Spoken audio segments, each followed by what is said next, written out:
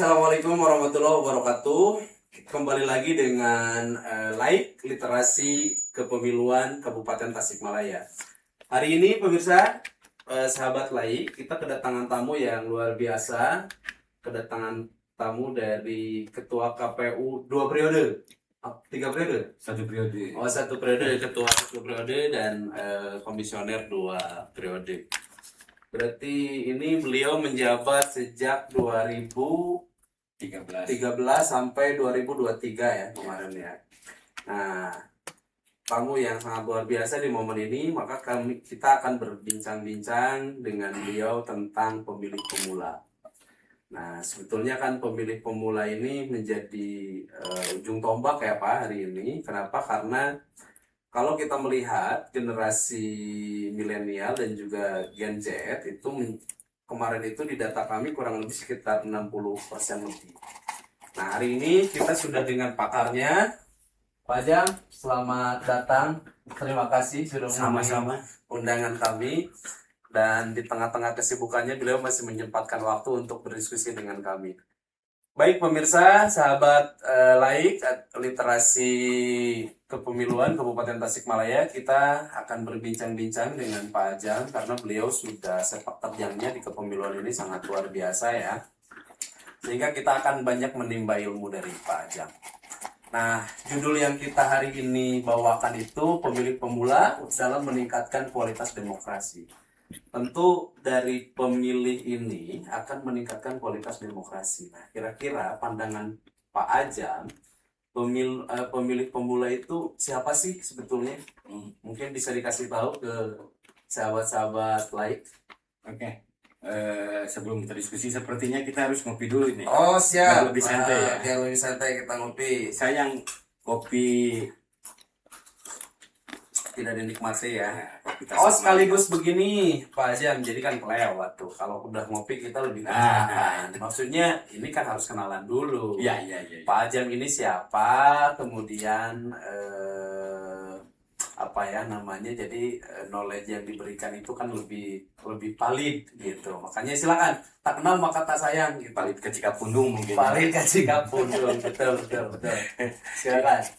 Baik teman-teman literasi kepemiluan ya, atau ini bagus, ini juga jargonnya menjadi Laik gitu ya. Betul. Literasi kepemiluan KPU Kabupaten Tasikmalaya. Betul. Mudah-mudahan ini menjadi media untuk berbagi ilmu yang baik gitu ya. Betul.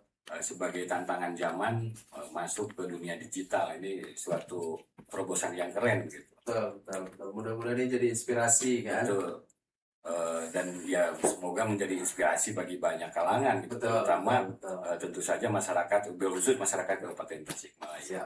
Dan teman-teman Laik ya, saya sendiri mungkin sebelumnya tadi sudah diperkenalkan secara singkat. Ya sebenarnya ya tidak ada lagi yang harus dijelaskan gitu ya. Jadi singkat itu sebenarnya juga sudah cukup lah gitu memperkenalkan bahwa saya dulu sempat gitu ya menjadi anggota KPU di KPU Kabupaten Tasikmalaya 2 periode gitu ya. Dan yaitu memberikan saya banyak cukup pengalaman gitu ya. Bagaimana menangani kepemiluan dan atau juga memberikan banyak insight kepada saya terkait dengan demokrasi di Tasikmalaya itu sendiri. Nah, tema hari ini soal pemilih pemula ini memang satu bahasan yang tentu saja selalu menarik gitu, selalu menarik ya, untuk didiskusikan gitu ya. Pak Ade ya. Bagaimana pemilih pemula ini biasanya menjadi rebutan kalau dalam kepemiluan. Termasuk kategori pemilih ngawang dong? Betul, jadi rebutan. Kenapa menjadi rebutan? Karena biasanya pemilih pemula itu image di para politisi ini adalah swing voter. Oh, swing voter. Jadi para pemilih yang belum memiliki pengalaman, bukan pengalaman, tetapi kecenderungan untuk memilih. Sehingga pendekatan para politisi biasanya terhadap pemilih pemula ini menjadi sesuatu yang menarik gitu.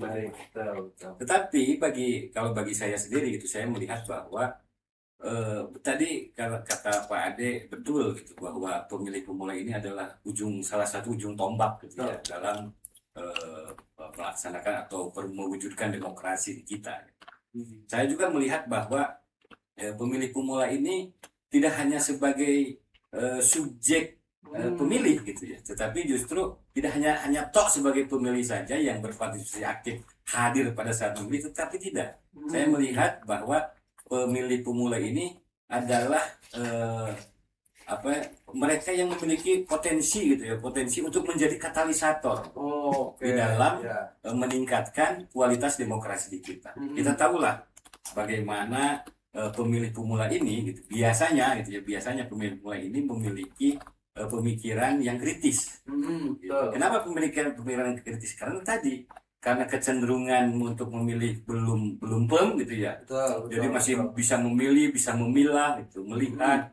Jadi memiliki idealisme yang tinggi ya. Masih memiliki idealisme yang tinggi, itu tentu saja adalah potensi bahwa pemilih pemula bisa menjadi katalisator terhadap pengembangan demokrasi itu sendiri. Luar biasa.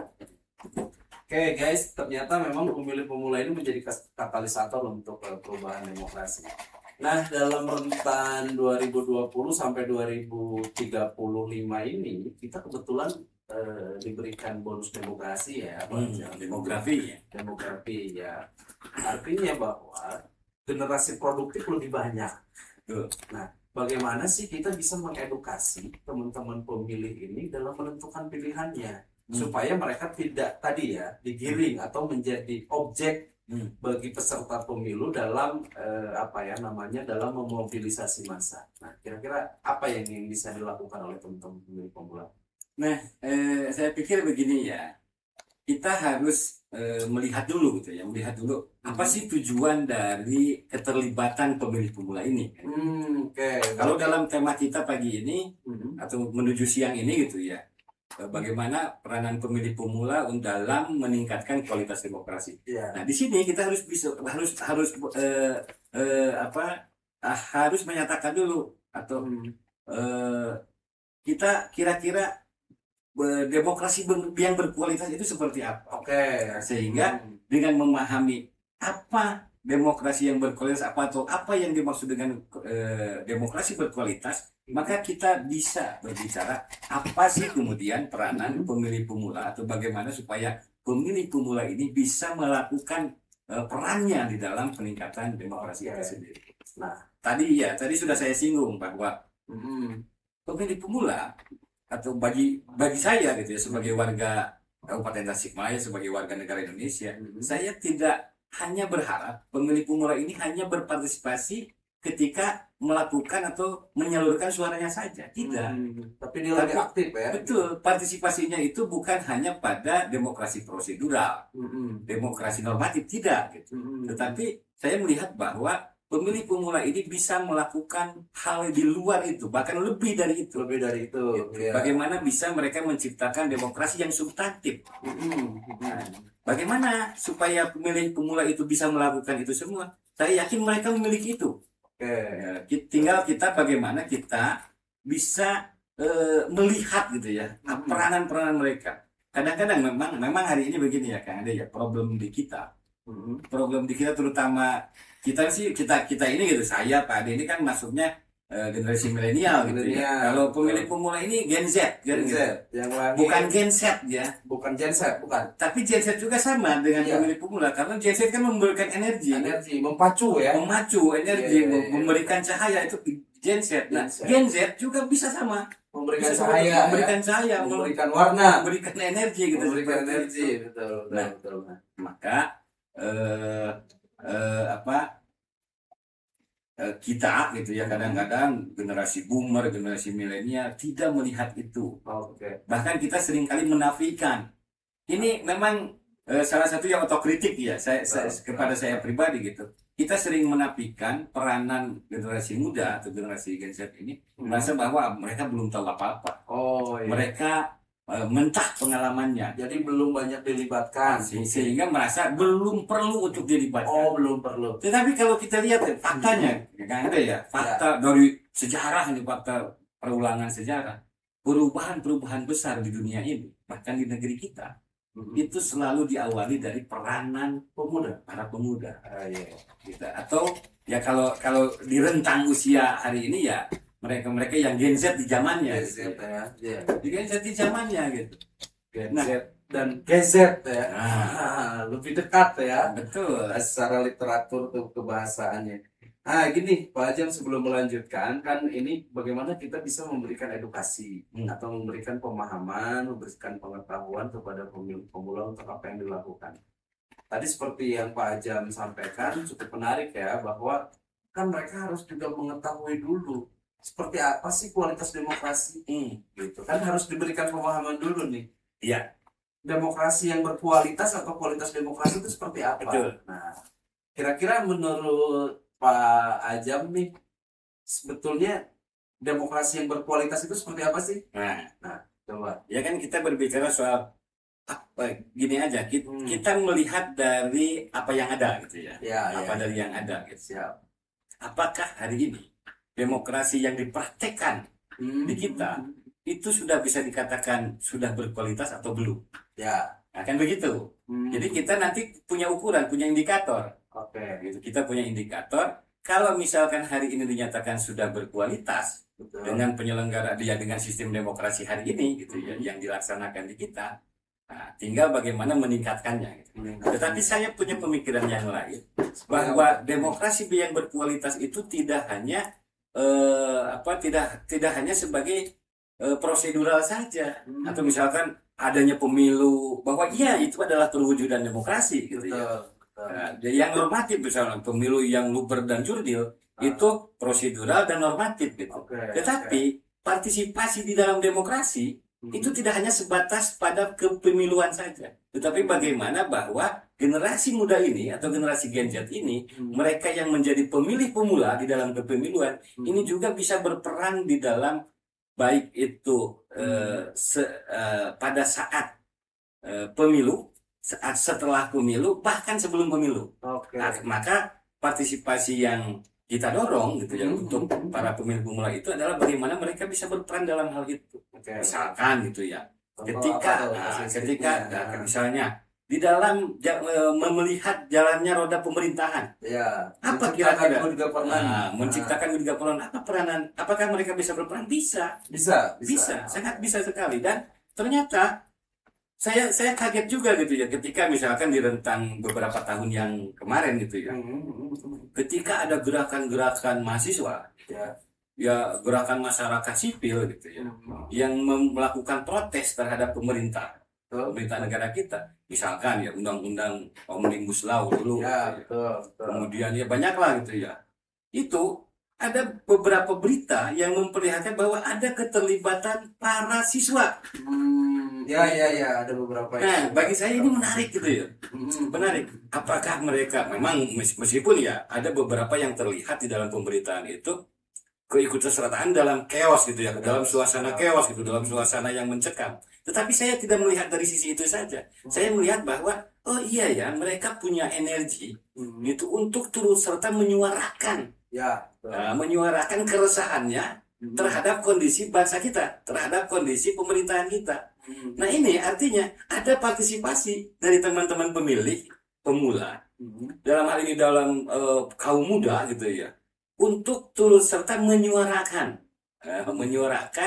keinginannya, menyuarakan pendapatnya, menyampaikan pendapatnya di depan umum. Dan tentu saja tujuan mereka adalah bagaimana supaya ini bisa, pemerintahan ini bisa terkontrol dengan baik. Maka kesimpulan saya bahwa demokrasi tidak hanya sebatas penyelenggaraan pemilu, tetapi demokrasi bagaimana jalannya pemerintahan ini. Karena kan sejatinya gitu, demokrasi itu adalah untuk menciptakan kesejahteraan. Itu pada akhirnya kan itu tata kelola pemerintahan yang baik, dan pada akhirnya ujung-ujungnya adalah kesejahteraan masyarakat. Gitu. Nah, berarti kan artinya gini, kita memberikan edukasi bagaimana sih pemilih pemula itu dalam menentukan pilihannya. Oh, ini bahwa menurut sisi ideal suatu pemimpin ini bisa menjalankan pemerintahan dengan baik, gitu, menciptakan tata kelola pemerintahan yang baik, good governance, terus kemudian juga yang pada endingnya adalah dapat mensejahterakan. Nah, bagaimana kita bisa memacu? Ini saya khawatir begini, Pak Azam, ada sisi-sisi orang ketika sudah ini kayaknya ini nggak baik. Nah, yang dikhawatirkan timbullah bahwa pasif gitu, yaitu biasanya dengan kita bahasanya itu dengan apa ya namanya, disebutnya tuh apatis. Apatis ya. Khawatiran kami ini kan, ini pemilih jadi apatis gara-gara sisi pemerintahan yang tidak baik, maka timbullah pemilih yang apatis. Kan bahaya banget itu bagi pemilih pemula apalagi itu. Betul. Nah, bagaimana pandangan Pak Ajan kira-kira untuk menghindari hal tersebut? Betul. Salah satu memang gitu ya, tantangan bahkan ancaman gitu ya. Ancaman itu ya bagi kita ya. Ancaman bagi pemilih pemula itu adalah tadi soal apatisme. Kenapa apatisme? Bayangkan saja ketika mereka semangat gitu ya, terlibat berperan di dalam demokrasi, di dalam kepemiluan. Kemudian hasil pemilu yang dihasilkannya adalah pemerintahan yang B saja misalkan gitu ya. Iya, B saja. B saja lah kata teman-teman. Kata anak-anak lain itu, B unggul atau B aja gitu. Bahaya itu, bahaya. Itu kan bahaya gitu, sehingga ya ada perasaan trauma kan. Nah, kemudian menjadi apa? Milih WG gitu. Males gua mah atau sudah aja. Tengaruh tenaga seperti itu. Nah, ini tentu ini menjadi ancaman yang serius gitu. Nah, sehingga perlulah gitu ya bagaimana supaya terus menciptakan kesadaran bagi teman-teman pula bahwa gitu ya, yang namanya demokrasi itu ya seperti itulah gitu, dinamis gitu ya. Kadang-kadang gitu kita bisa menghasilkan apa yang kita harapkan, tapi kadang-kadang juga tidak sesuai dengan harapan. Tetapi bahwa justru dengan peranan mereka bahwa harapan itu tetap tumbuh. Betul. Lalu kemudian bagaimana supaya mereka bisa tetap berperan gitu, tidak menjadi kelompok, tidak menjadi kaum apatisme gitu ya. Maka mereka tentu saja karena mereka ini adalah kelompok masyarakat yang kritis dan tentu saja kita yakin bahwa anak-anak sekarang, pemilih pemula sekarang itu teredukasi, gitu, terdidik, itu lebih terdidik lah gitu ya. Karena apa? Akses informasi yang melimpah ruah hari ini gitu ya. Sehingga teman-teman tentu punya akses terhadap keilmuan, terhadap informasi, sehingga akan penuh gitu ya. Cara pandangnya akan lain. Maka tentu saja ya hari ini dari mana-mana ya. Sehingga kalau mengikuti teorinya Habermas gitu ya. Dengan pisau analisanya demokrasi deliberatif, maka tentu pemilih pemula ini hari ini gitu harus mengarah ke sana gitu, sebagai sebuah koreksi terhadap demokrasi prosedural dan demokrasi normatif gitu ya. Nah, dengan cara apa? Ya tadi itu melibatkan lebih banyak melakukan diskusi yang rasional, kajian juga, kajian yang rasional. Kan hari ini begini, tantangan kita di sini gitu, di saat sekarang atau saat dari yang lalu sampai sekarang, memang pemilih kita gitu ya, pemilih kita itu lebih banyak bukan pemilih rasional. Itu challenge-nya itu bahwa di kita itu ternyata masih banyak pemilih-pemilih yang tidak rasional. Tidak rasional. For example, kira-kira seperti apa tuh pemilih rasional itu, dan di usia berapa biasanya pemilih-pemilih tidak rasional itu? Ya terutama ya generasi inilah gitu, boomer lah gitu ya. Boomer.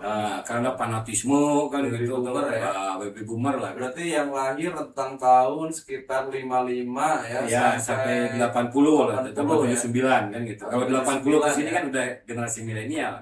Berarti generasi rasional. Nah, itu sudah mulai nih generasi milenial, sudah mulai rasionalitasnya sudah meninggi. Tetapi tentu saja bukan berarti tanpa tantangan gitu ya. Bukan berarti tanpa ancaman juga gitu. Baik, kalau Pak Aja melihat sejauh mana sih pemilih pemula itu hari ini, apakah di Tasikmalaya ini sudah rasional atau hanya ikut-ikutan? Perlu penelitian yang mendalam gitu ya. Perlu penelitian yang mendalam. Bagaimana sih atau berapa tingkat rasionalitas pemilih untuk di Tasikmalaya gitu. Itu tentu perlu penelitian kajian yang mendalam dan perlu penelitian yang mendalam. Tetapi bahwa saya melihat secara kasat mata ya, tingkat pemilihan atau rasionalitas pemilih di kita itu sama aja sih sebenarnya secara nasional, universal gitu ya. Kita masih jauh gitu dari angka idealis, dari angka yang baik gitu ya, untuk menyatakan bahwa pemilih kita sudah rasional gitu ya. Tetapi bahwa angka ini memang ya bukan juga tidak ada gitu ya. Ya. Pemilih rasional itu bukan tidak ada gitu. Hmm. Tetapi kalau kita melihat dari faktor-faktor yang apa yang bisa kita nyatakan bahwa pemilih rasional ini memilih dengan ini, dengan ini, dengan ini, Betul. itu masih belum pas lah gitu. Belum bahasa. Tapi kalau hitungan persentase nih menurut kasat matanya Pak Jam, pemilih pemula ini lebih kecenderungan rasional atau termobilisasi? Menurut saya masih rasional. Kalau Masih pemilih rasional. pemula. Pemilu. Nah, pemilih pemula ini masih rasional. Ya. Kenapa? Tetapi tentu ya angkanya belum sesuai dengan angka yang ada gitu ya. Karena memang pemilih pemula juga rentan mudah terpengaruh, terutama terpengaruh baik oleh lingkungan keluarga, lingkungan sosial di masyarakat, Kemudian juga ya. juga terutama itu bom informasi itu gitu. Bom informasi. Hari ini kan banyak buzzer lah gitu, banyak ya ketika interaksi di media sosial, tentu tidak bisa kita terima secara plok jiplok gitu kan. Itu harus melakukan verifikasi ulang terhadap kebenaran itu. Nah, hari ini salah ditelan gitu. Hari ini meskipun memang bahwa media sosial gitu ya, itu sangat memberikan manfaat sebagai insight gitu ya, sebagai masukan, input, referensi bagi pemilih pemula, tetapi bahwa itu juga menjadi ancaman. Nah, sehingga tadi saya bilang bahwa pemilih pemula ya sampai saat ini sih rasionalitasnya ada, tetapi pengaruh terhadap yang bisa mempengaruhi terhadap rasionalitas pemilih pemula juga ternyata masih tinggi. Ini minum dulu kopinya, Pak Jam. Ya, biar kita lebih rileks nih. Sepertinya sudah menggebu-gebu sekali, luar biasa ini materinya. Nah, Pak Jam, sudah segar. Oke. Kalau sudah segar kita lanjut. Nah, sejauh mana sih peran sosmed untuk mempengaruhi pemilih pemula? Besar menurut saya ya. Besar ya? Sangat besar sekali gitu ya. Kenapa? Kenapa dikatakan besar? Karena kalau kita melihat ya angka partisipasi di dalam penyelenggaraan pemilu atau pemilihan atau pilkada itu ada peningkatan, ada peningkatan. Peningkatan ini tentulah sebagian besarnya tadi kalau dikatakan generasi milenial dan generasi Z ini lebih dari sekitar 60%-an. Ya, betul. Sementara artinya kan sisanya itu generasi boomer itu 40%. Ya. Nah, kita lihat bahwa partisipasi di kita aja di Kabupaten Tasikmalaya kan sudah mencapai lebih kurang ya di atas 70%. Betul. Angka 60%-nya itu dipengaruhi oleh kawan-kawan Gen Z sama sama ini milenial sama Gen Z. Logikanya begitu gitu ya. Logikanya begitu karena yang tidak hadir di TPS biasanya orang yang jauh gitu ya. Ya.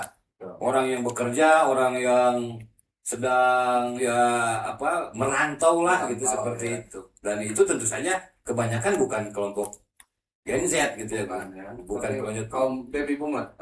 Terutama ya kaum pekerja lah gitu ya. Pekerja. Kaum pejuang lah gitu ya. Pejuang nafkah lah itu kan seperti itu. Tepatnya itu, saya setuju diksi yang dipakai itu pejuang. Betul. Nafkah. Pejuang nafkah. Nah, kalau melihat itu gitu ya, kalau melihat itu maka tentu saja angka partisipasi ini cukup dipengaruhi besar gitu ya oleh partisipasi dari pemilih pemula itu sendiri. Oke.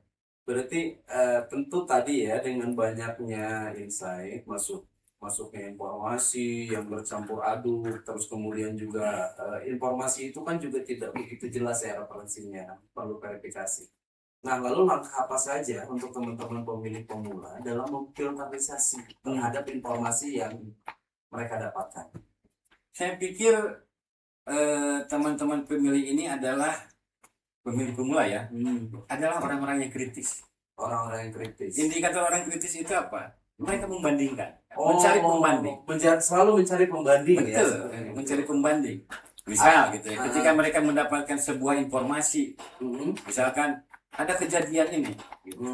Nah, di sisi lain mereka akan mencoba memverifikasi dengan membandingkan, misalkan dengan berita yang lain. Gitu. Apakah benar? Itu adalah satu langkah verifikasi. Dan itu adalah salah satu bentuk kekritisan. Atau mencoba mencari sumber-sumber yang lain, bahkan sampai ke sumbernya gitu misalnya. Dan hari ini lebih mudah ya mencari sumbernya. Betul gitu. Karena verifikasi terkait sumber yang dia dapatkan itu sebetulnya terbuka lebar ya. Terbuka lebar Untuk kita gitu. mencari kalau kita mau ya. Betul. Oke. Apalagi sekarang, apa coba? Sekarang ini zamannya AI. AI betul. Gitu. AI ini memang sebuah tantangan gitu ya. Iya. Sebuah potensi tetapi juga menjadi sebuah tantangan. AI bisa memberikan pengetahuan yang banyak. Betul. Gitu. Karena bisa merangkum dari ribuan informasi yang terinput di dunia internet. Iya. Itu oleh AI itu bisa disimpulkan akan sangat cepat. Betul. Tetapi AI juga hari ini juga kita tahu AI bisa membuat juga data kebohongan kan begitu. Iya. Video dengan narasi yang lain gitu ya. Iya. Pidatonya apa, kemudian diganti pidatonya yang lain. Betul. Bisa mengadu dombakan ya. Betul. Terakhirlah seperti pidatonya Menteri Keuangan zamannya Ibu Sri Mulyani gitu. Iya betul betul. Itu kan yang menyatakan guru adalah beban negara. Ternyata Itu AI. itu AI dan itu hoax. Itu hoax. Iya, tidak benar. Dan mirip ya. Iya, dan sangat mirip kan gitu. Wajahnya tuh hanya katanya di conversationnya aja. Betul. Ucapannya aja yang berbeda Betul. gitu.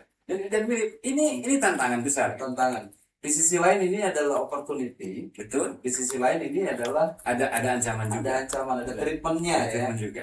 Nah, kemudian bagaimana supaya generasi pemilik pemula ini ya bisa memfilter itu semua. Sebenarnya mereka sudah punya awareness sendiri gitu ya. Sudah punya. Kalau Ya. saya yakin mereka sudah punya awareness sendiri. Mereka adalah penikmat itu. Dan mereka sebetulnya sudah menciptakan protek untuk dirinya. Bisa menciptakan protek dirinya. Kita tahulah gitu ya, kalau saya kebetulan suka main game juga gitu ya. Ya.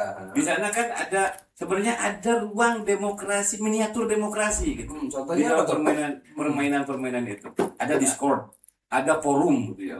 Di mana forum itu ada memilih admin, memilih ini, membuat aturan. Oh, Gitu. iya. Dibuat aturan. Itu Rule game-nya diciptakan. rule game-nya diciptakan. Iya. Pemimpinnya diciptakan, adminnya diciptakan. Luar Gitu. biasa. Nah itu salah satu pola atau sebenarnya itu format demokrasi liberatif karena bisa apa? Semua itu dihasilkan dari percakapan, dari diskusi. Dari diskusi ya. Bagaimana menciptakan aturan main, bagaimana menciptakan aturan forum, Ya. bagaimana memilih admin. Itu sebenarnya itu adalah proses atau ya miniatur demokrasi. Miniatur demokrasi. Betul. Saya membayangkan bahwa ketika, nah karena ini berbicara soal pemilih pemula ini kan masa depan. Masa depan, betul. Aset masa depan. Aset masa depan. Ya. Ketika mereka terlatih dengan hal yang seperti itu, saya yakin bahwa suatu saat ketika dia mengelola sebuah negara, mengelola sebuah pemerintahan, mereka akan dengan mudahnya gitu ya, dengan Karena mudahnya sudah terbiasa berpengalaman, betul, ya, gitu. berpengalaman seperti itu. Kita lah nanti ya bisa aja misalkan saya saran nih ke teman-teman KPU, coba misalkan berdiskusi dengan kelompok-kelompok itu gamer itu gitu. Gamer ya. Dengan gamer itu mereka sih bagaimana sih gitu menikmati itu tanpa merasa ada beban atau apa gitu. Ya, tapi itu justru penuh dengan tantangan. Berarti kan challenge kita hari ini bagaimana menciptakan edukasi tetapi berbasis hobi mereka. Betul gitu. Ya. Kan karena itu akan lebih masuk ya. Akan lebih masuk. Akan gitu. bisa diterima ya sama betul. mereka ya. Karena kadang-kadang gitu ya. Soal tantangan kita itu soal penggunaan diksi. Ya. Tentu ya ketika saya gitu ya di KPU kita selalu mencoba bagaimana sih supaya partisipasi, meskipun tidak hanya berbicara soal pemilih pemula pada saat itu, tetapi waktu saya gitu ya, waktu zaman saya, bagaimana supaya partisipasi aktif dari masyarakat ini meningkat. Betul. Kebetulan gitu ya kebetulan kita ada di masa generasi milenial yang sudah mulai masuk ke dalam dunia digital, dunia medsos. Ya. Maka yang kita terapkan adalah bagaimana menyebarkan informasi seluas-luasnya dan sebanyak-banyaknya melalui medsos. Dan itu terlihat, gitu. terlihat ada dampak positifnya gitu. Dampak positifnya ya. Dampak ini ya langsung mengena lapisan. Ya, dan ya partisipasi aktifnya meningkat. Baik ya. itu partisipasi ketika ke TPS atau bahkan dalam beberapa event. Misalkan begini, ketika rekrutmen calon badan ad hoc penyelenggara pemilu gitu di badan ad hoc, baik itu PPK, PPS dan lain sebagainya gitu ke bawahnya, sebelum-sebelumnya di zaman yang belum ada medsos, di belum zaman ada medsos, itu banyak beberapa daerah, beberapa kecamatan yang kalau kita buka rekrutmen itu pesertanya kurang dari kebutuhan bahkan gitu. Atau pas Sesuai aja, kebutuhan. sesuai kebutuhan. Jadi nggak ada choice dong kita Nggak memilih ada yang choice, terbaik. gitu. Iya. Tapi ketika itu dibuka kanalnya, gitu, dibuka Iya. kanalnya melalui medsos, gitu, yang pada saat itu tidak hanya berbasiskan pada spanduk, pada selebaran saja, gitu, medsos, itu membludak ternyata peminatnya. Oh, luar biasa ya. Antusiasnya mereka sebetulnya tinggi ya. Antusiasnya itu tinggi dan Hanya saja kekurangan informasi, berarti. salah satunya saya melihat bahwa ini adalah salah satunya informasi yang tidak sampai gitu ya. Atau Oke. bukan tidak sampai juga, tetapi memang media informasi yang kita sediakan sebelumnya itu sangat terbatas Ya. itu sangat terbatas sehingga akses terhadap informasi itu juga akan kesulitan gitu. Tetapi ketika dunia digital, dunia medsos, media sosial sudah masuk gitu, sekarang berita kan langsung nyampe ke tangan-tangan mereka di tempat tidur gitu. Mau tidur, bangun tidur, itu Kawannya gadget. kawannya gadget dan Iya. masuk berita terus gitu. Jadi dia terima. Sebetulnya insight ke mereka itu per detik itu berapa ribu ya udah bisa masuk ya. Ngeri lah gitu. Tadi kita berbicara tentang bagaimana sih kita bisa memfilter informasi. Betul. Nah, setelah bagaimana kita bisa memfilter informasi, lalu bagaimana sih cara kita memproteksi diri agar kita tidak jadi FOMO. Bahasa anak ini ini tuh FOMO atau ikut-ikutan. Ikut-ikutan saja. Atau menjadi followers. Hmm. Bagaimana kita bisa menciptakan atau memproteksi diri itu untuk teman-teman ketika ada informasi itu setelah kita filter maka kita proteksi gitu. Seperti apa tuh pola proteksi yang bisa Pak Ajan edukasikan ke teman-teman? Ya, memang ya salah satu gejala gitu ya. Gejala dari era saat ini itu banyak yang FOMO ya. Itu nyata. Real. Misal gitu ya, ketika sebuah merek brand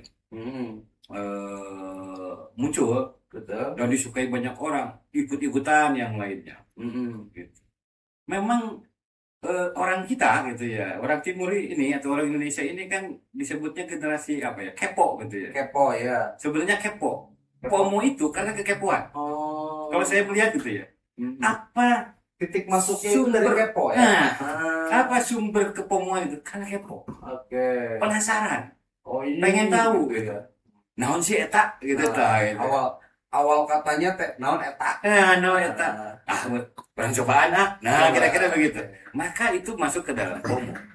Nah, kenapa? Nah, kita pertanyaan, kenapa bisa tingkat kekepoan itu kemudian berubah menjadi FOMO? Karena tidak bisanya atau karena belum bisa memilah itu, belum bisa memilah informasi itu. Pada akhirnya gitu ya, supaya mendapatkan informasi yang lengkap, mereka ikutan dulu. Kan itu bukan berarti ya belum terproteksi, tapi cara mereka gitu ya, cara mereka mengetahui itu pada akhirnya dengan ikutan dulu atau dengan FOMO dulu. Padahal setelah tahu ada yang kemudian ya kebanyakan hilang kan begitu. Sesuatu yang viral sekarang gitu ya. Pada akhirnya hilang juga gitu ya. Setelah karena sudah mengetahui. Habis masa edarnya atau gitu ya. Iya, sudah mengetahui lah gitu. Sudah mengetahui. Oh, yang sesungguhnya ini begini. Ternyata gitu gitu ya. Ternyata oh itu gitu ya yang terjadi. Nah, bagaimana sih supaya bisa memproteksi dari kepomoan itu? Maka tadi bagaimana supaya daya kekritisan itu bisa meningkat. Tidak hanya berbasis kepo itu tidak harus terus mengikuti atau menjadi generasi ikut-ikutan. Jangan generasi fandom gitu ya. Gitu. Itu ya orang-orang kritis itu tidak akan seperti itu. Mereka pasti memilah juga atau melihat dulu gitu. Meneliti dulu apa sih sebenarnya itu gitu. Atau apa manfaatnya. Nah, dilihat kalau ada manfaat ya boleh-boleh saja, nggak masalah. FOMO itu nggak masalah ketika masih memberikan manfaat gitu. Tapi ketika ada sesuatu hal yang justru tidak memberikan manfaat, tentu mereka harus menghindari itu. Maka salah satu cara supaya tidak menjadi fandom gitu ya. Ya tadi harus bisa berpikir kritis. Harus berpikir. Nah, ini tentu hari ini kalau saya melihat gejala Pak Jam, hari ini teman-teman ini sudah kehilangan literasi dalam bentuk bacaan. Kenapa? Karena fenomena hari ini itu adalah karena mereka sudah terbiasa scroll Ya, 30 detik. visual ya. Visual banget gitu.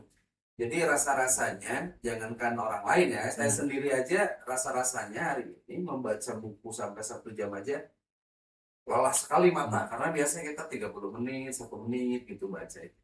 Nah, kira-kira untuk membangkitkan gairah literasi untuk teman-teman muda lah khususnya ya, teman-teman yang Gen Z ini, langkah apa sih yang bisa dilakukan agar mereka giat dalam literasi? Setidaknya mereka memiliki informasi itu bukan kepomo-pomoan. Ya. Nah, seperti apa tuh?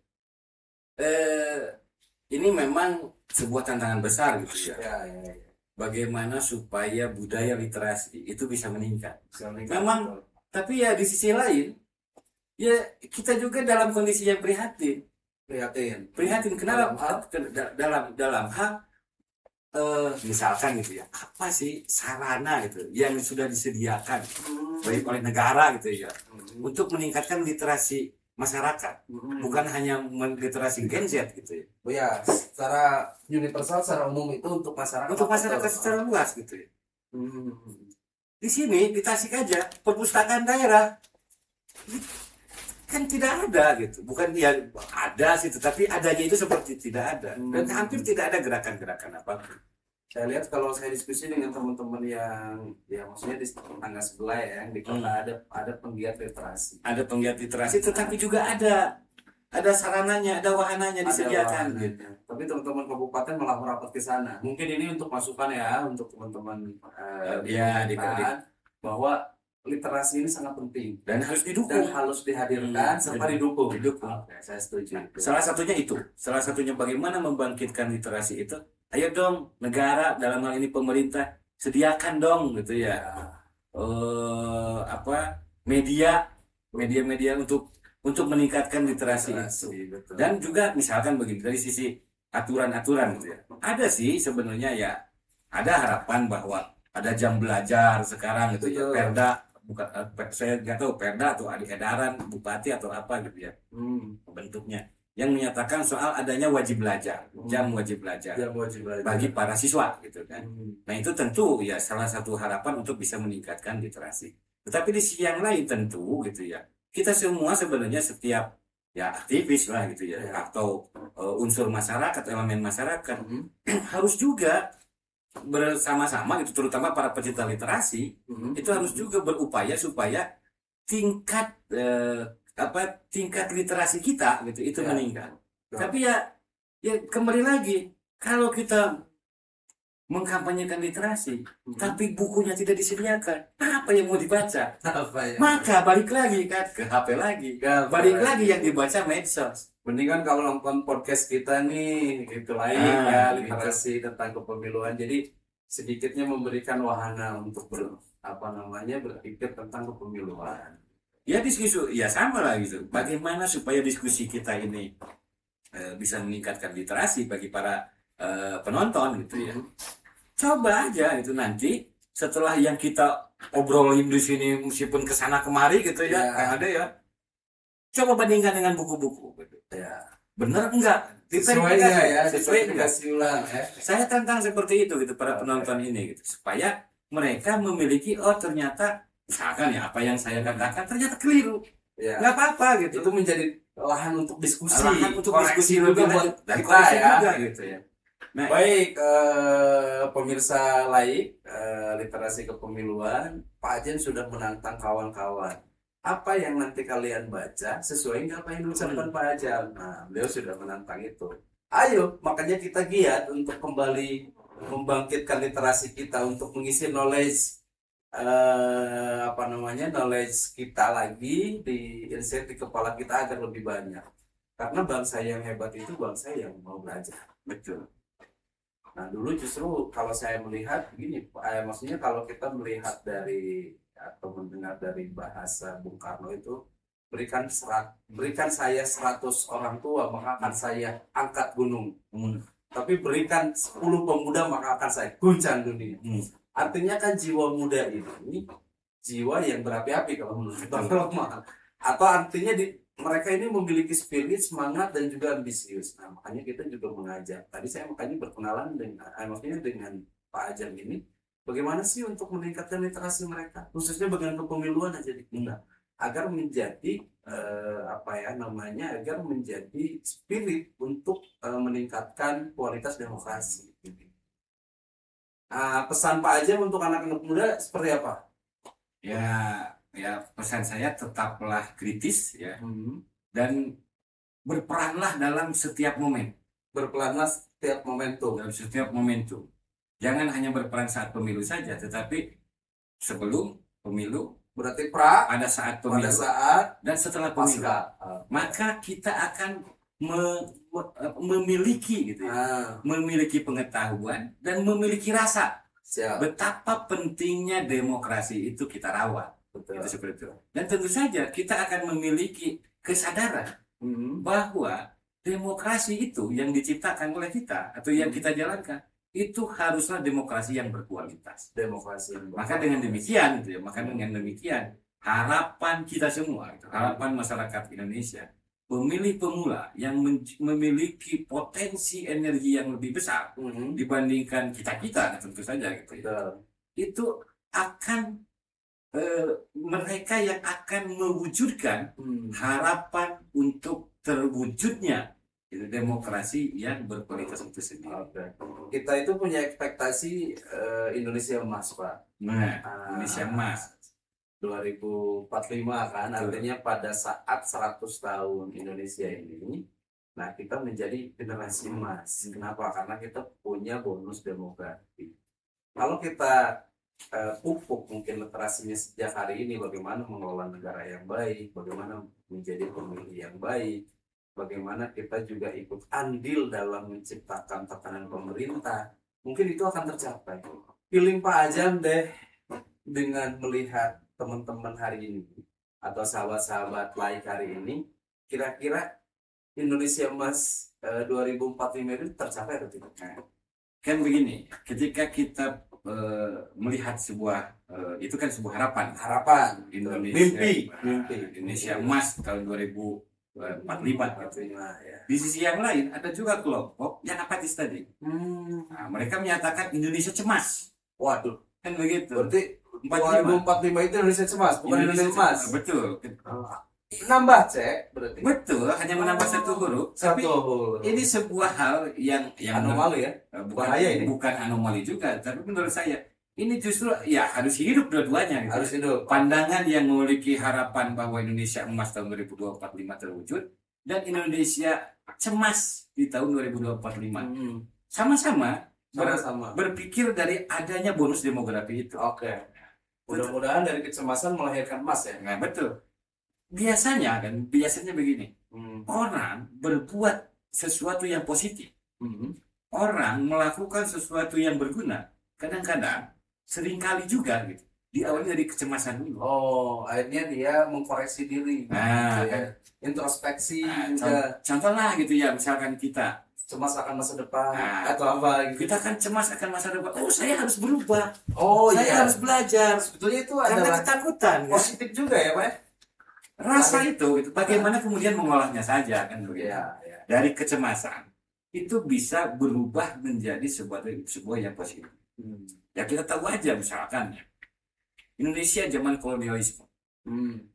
Kan ada kecemasan bagi orang-orang tua kita, leluhur kita, bahwa gimana ya nanti anak cucu kita gitu, apakah akan terus di bawah penindasan penjajah atau tidak kan seperti itu. Maka mereka berusaha kan, terus berontak terus lah gitu, terus melawan terus gitu, sehingga terciptalah kemerdekaan itu. Dan siapa coba? Memang yang membacakan proklamasi pada saat itu ya generasi milenial kalau zaman sekarang gitu. Pak Bung Karno kan 40 tahunan lah gitu seperti ketika itu. Tapi yang memaksa Bung Karno untuk membacakan proklamasi pemuda Iya, menculik ke ringkas lekong. menculik lah katanya gitu ya, kita nggak tahu sih. Tapi untuk dipercepat, intinya Nah, bahwa kemerdekaan ini dipercepat, dipaksa. dijemput. Nah, Dipaksa supaya dipaksa. ayo kita merdekakan gitu. Iya. Kalau tidak sekarang kapan, kan begitu seperti Itu rasa cemas awalnya. karena rasa cemas. Bagaimana nanti anak cucunya itu tidak bisa menikmati negara dengan leluasa atau bukan leluasa sih, freedom sih intinya ya, merdeka gitu, bebas ya. Iya. Dasar kan begini, dasar kecemasan, ya, dasar yang dinyatakan oleh teman-teman kita yang menyatakan bahwa bonus demografi ini adalah Indonesia cemas 2045. Itu berdasar juga. Berdasar juga karena melihat apa? Melihat masih adanya realitas para generasi Gen Z, generasi milenial yang tadi itu, yang hanya FOMO, terlena gitu kan, hanya menjadi pengikut saja gitu, atau menjadi pewaris, bukan apa istilahnya itu, perintis kan, seperti itu kan. Tapi ini kaum perintis bukan pewaris pewaris. kan, itu seperti itu. Iya. Itu memang kecemasan itu berdasar gitu seperti itu. Tapi bahwa kita ingat, justru karena ada yang cemas, maka ada orang yang berusaha untuk menghilangkan rasa cemas itu, kekhawatiran. Baik sahabat baik, ternyata sangat luar biasa sekali tadi bahwa rasa cemas ini juga sebetulnya berdasar bagaimana kita justru malah khawatir tahun generasi emas ini tidak tercipta. Maka dari situ kita mencoba merubah diri agar kita sampai pada tujuan kita, gitu ya. Pak Ajam, kalau Pak Ajam melihat demokrasi di Kabupaten Tasikmalaya, khususnya untuk teman-teman partisipasi aktif dari teman-teman pemula itu sudah sejauh mana sih untuk di Kabupaten Tasikmalaya? Meningkat lah gitu ya. Kalau melihat, kalau saya berdasarkan pengalaman aja gitu, pengalaman sejak memiliki hak pilih, itu peningkatannya signifikan nggak? Cukup signifikan. Kalau dulu misalkan ya, dulu saja gitu, partisipasi yang ada saja itu bagaimana, karena ya hanya karena lingkungan, hanya karena orang tua, atau hanya karena disuruh, diperintah, diarahkan. Tapi hari ini gimana? Tapi hari ini tidak. Hari ini tidak. Kita melihat bahwa bagaimana di sebuah daerah, di sebuah kampung, di sebuah rumah, itu orang-orang bisa berbeda pilihan. Jadi seperti itu. Jadi lebih heterogen ya. Lebih heterogen. Dan itu lebih bagus kan untuk pemilu itu. Menurut saya lebih bagus, dan itu tentu saja kalau menurut saya gitu ya. Yang bisa melakukan seperti itu ya generasi milenial ini, Gen Z ini gitu. Oke. Karena mereka melihat saya punya daya pikir sendiri gitu. Jadi mereka mau berbeda pandangan dengan orang tuanya. Mereka mau berbeda pandangan. Memiliki pemilihan sendiri. Luar biasa. Tetapi bahwa begini, demokrasi yang berkualitas bukan berarti tidak datang banyak kan? Betul. Bukan berarti tidak datang banyak. Kita selalu berhadapan dengan tantangan-tantangan yang bisa menurunkan demokrasi itu sendiri. Opportunity itu selalu beriringan, bergaris lurus dengan seperti koin gitu lah. Kan? Seperti koin gitu ya, mata uang yang kalau di sebelah sini gambar kepala, kan di sebelah lain angka kan seperti. Kalau di sini ada opportunity, di sini juga ada ancaman kan begitu. Iya, ada challenge ya. Ada challenge. Nah, sekarang seberapa kalau ditanya ke saya, seberapa tingkat kualitas demokrasi di Tasikmalaya gitu. Terutama besar sih kualitasnya. Kalau menurut saya sudah berjalan ke arah yang lebih baik. Tetapi bahwa tantangannya ya memang ya seperti itu, dan ini bukan hanya di Indonesia kalau menurut saya gitu. Betul. Secara global juga begitu. Misal gitu ya. Banyaknya hoax. Itu nyerbu sekali tuh. Itu kan sering gitu ya. Atau politik identitas. Kemarin itu melihat nggak sih Pak Ajam politik identitas di kaula muda khususnya? Banyak upaya untuk menciptakan itu. Banyak upaya juga. Tapi menurut saya tidak efektif juga. Terkantor kemarin itu. Terkantor dengan sendirinya gitu. Terkantor dengan sendirinya. Atau misalkan politik uang, ya itu yang paling ngeri gitu ya, yang selalu mengerikan gitu ya. Tetapi catatannya gitu bahwa Iya, politik uang itu bisa terjadi. Bisa terjadi. Meskipun ya ada tingkat kesulitan di dalam soal pembuktian. Misalnya gitu ya.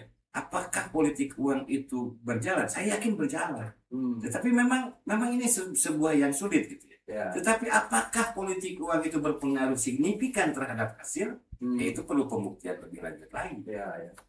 Kira-kira menurut Pak Ajam nih kemarin itu teman-teman pemilih pemula terpapar nggak sih dengan politik identitas atau politik uang? Kalau menurut saya ya tidak signifikan gitu. Bisa Tidak signifikan. ya. Karena mereka lebih rasional ya. Lebih rasional. Bagi mereka apa sih?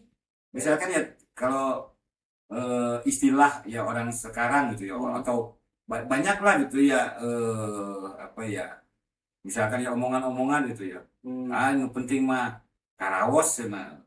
Kahartos karaos. Harus karaos. Ada istilah itu ya yang hidup di masyarakat gitu. Tapi menurut saya itu bukan bukan original gitu. Tidak asli gitu. Tidak asli. Itu hanya sebagai ya seperti gurauan. Segelintir apa atau hanya gurauan? Hanya gurauan segelintir orang. Hanya gurauan Tidak semua segelintir orang berbicara seperti itu. Itu artinya, tetapi bahwa ini menjadi ancaman ya. Asal kahatos, asal karaos. Betul. Itu memang tantangan gitu ya. Betul. Tantangan. Tetapi pada akhirnya gitu ya, kita harus kembali tadi itu menyadarkan pemilih pemula bahwa berpikir seperti itu sebenarnya menghasilkan sebuah demokrasi yang tidak baik. Betul. Dan tentu saja hasilnya ya tidak baik. Tidak baik ya. Jangan- Apapun juga hasilnya akan tidak baik. Hasilnya juga akan tidak baik. Ya kita harus berpikir gitu. Apakah memang memilih pemimpin misalkan ya, memilih pemimpin, memilih wakil itu tidak berpengaruh terhadap kehidupan kita sehari-hari. Jangan sampai berpikir bahwa Pengaruh. Gitu. padahal segala sesuatu yang dalam kehidupan kita sehari-hari itu berpengaruhnya ya dari situ gitu. Ditentukan oleh politis. Ditentukan oleh politik kita gitu. Iya, betul. Bagaimana harga beras? Bagaimana dengan harga gas? Harga minyak goreng? Ya sembako lah gitu ya. Betul. Sembako, Ongkos. dan ongkos gitu ya. Kuliah lah gitu ya. Kuliah. Yang paling berasa mungkin gitu. Iya. Paling berasa. Itu kaitannya besar dengan kebijakan-kebijakan yang dikeluarkan oleh negara, oleh pemerintah kan seperti itu. Dan itu diawali dengan ditentukannya pemimpinnya kan. Nah, Gitu. titik poinnya dari situ, entry poinnya dari situ. Iya. Siapa yang menentukan terhadap kebijakan-kebijakan itu? Ya, pemerintah dan wakil-wakil kita. Dan itu dipilih. Dan itu dipilih hasil pemilihan. Hasil pemilihan. Jadi kalau kita abai terhadap politik itu ya keliru Pak ya. Iya. Ya betul. Saya setuju. Kalau kita abai terhadap politik itu keliru karena semua kehidupan kita dari kita bangun sampai kita tidur lagi itu kebijakan politik semua. Itu kebijakan politik semua. Jadi nggak boleh dong apatis kalau begitu teman-teman pemula. Jangan sampai lah, Jangan sampai. apatis, jangan sampai merasa tidak berpengaruh apa-apa. Karena kalau tidak ke kita, mungkin yang merasakan siapa gitu, anak cucunya nanti ke Iya, depannya betul. gitu. Tetapi yang paling penting pasti kita rasakan sendirilah. Betul. Ada kaimat teka rasa gitu, Nah, atau apa gitu. Seolah-olah begitu. Nah, padahal kebijakan dari pemimpin itu sangat berpengaruh ya bagi kehidupan kita. Bahkan dari kita melek sampai kita tidur lagi itu masih berpengaruh ya. Betul. Nah, oke. Saran Pak Ajam deh untuk teman-teman pemula, pemilih pemula yang hari ini masih apatis apa tuh? Bagi teman-teman pemula yang masih berpikir bahwa apatis atau tidak memiliki harapan gitu ya, maka segeralah ubah itu. Jadilah mereka, kalau saya tadi bilang, jadilah perintis, bukan jadi pewaris. Kalau pewaris juga, kalau pewarisnya keburukan, masa mau? Iya dong. Tetapi kalau jadi perintis, jadilah perintis yang untuk baik. menuju kebaikan. Kemudian yang kedua gitu ya, jangan pernah lelah menghidupkan harapan. Jangan pernah lelah menghidupkan harapan. Baik, kata kuncinya hari ini adalah jangan pernah menghidupkan harapan. Kenapa? Karena harapan itulah yang akan memberikan energi kita hidup, akan memberikan kita semangat di dalam menjalankan kehidupan. Wih, luar biasa. Dan hiduplah untuk menghidupi. Hiduplah untuk menghidupi, bukan Hidup hanya untuk sekedar hidup. untuk sekedar hidup. Kalau hidup hanya sekedar hidup, Iya. ayam juga hidup. Ayam juga hidup, luar biasa. Baik, rekan-rekan dan juga sahabat laik literasi kepemiluan, hari ini tadi sudah banyak sekali luar biasa input dari Pak Ajam untuk teman-teman pemilik pemula. Tadi kata kuncinya adalah tidak boleh pasif. Teman-teman harus aktif. Kenapa? Karena setiap rangkaian itu adalah kebijakan politik.